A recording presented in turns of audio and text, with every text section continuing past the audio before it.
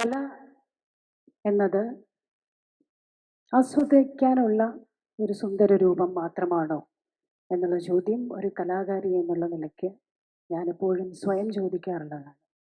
എല്ലാ വ്യത്യാസങ്ങളെയും വ്യതിയാനങ്ങളെയും ആദ്യം എതിർക്കുക, പിന്നെ അതിനെ ഒഴിവാക്കാൻ നോക്കുക, പിന്നെ അതിനെ കുറേശ്ശെ അംഗീകരിച്ചു തുടങ്ങുക, പിന്നെ അതിനോടൊപ്പം നിൽക്കുക. ഇതാണ് പൊതുവെ ഒരു ആസ്വാദക പക്ഷത്തിൻ്റെ നിലപാടായിട്ട് എനിക്ക് തോന്നിയിട്ടുള്ളത്.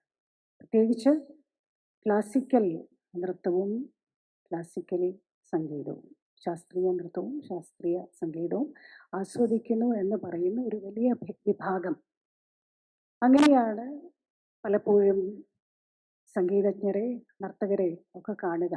ഒരുപാട് സ്ത്രീകളെ സങ്കടപ്പെടുത്തിയവരെ ഒരുപാട് മാലകൾ കൊണ്ട് പൂവിട്ട് അവരെ ആദരിക്കുന്ന ഒരു കാലത്താണ് നമ്മൾ ജീവിക്കുന്നത്. ഇത് നമുക്ക് പറയാൻ പറ്റുന്ന ഒരേ ഒരു ഇടമേ ഉള്ളൂ, അത് കേരളമാണ്. വേറൊരിടത്തും അത് ഇന്ത്യയിൽ പറയാൻ പറ്റില്ല. കേരളത്തിൽ നിന്നിട്ടേ നമുക്ക് പ്രോഗ്രസ് എന്നൊരു വാക്ക് ഉച്ചരിക്കാൻ പറ്റുള്ളൂ.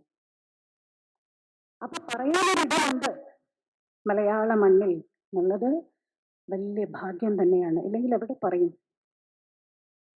എവിടെയാണ് നമ്മളിത് പറയുക? നമുക്ക് പറയാനൊരിടയില്ല.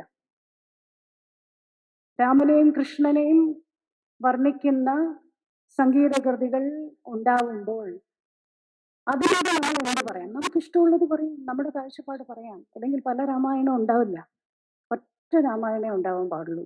ഒറ്റ പെർസ്പെക്റ്റീവിലുള്ള രാമായണമേ ഉണ്ടാവുള്ളൂ. പലതങ്ങനെ ഉണ്ടായി, പല കാഴ്ചപ്പാടുള്ളത് കൊണ്ടാണ്. ഈ പല കാഴ്ചപ്പാടിനെ എടുക്കാൻ കുറച്ച് അഹങ്കാരത്തോടെ തന്നെ പറയാം മലയാളിക്ക് പറ്റും.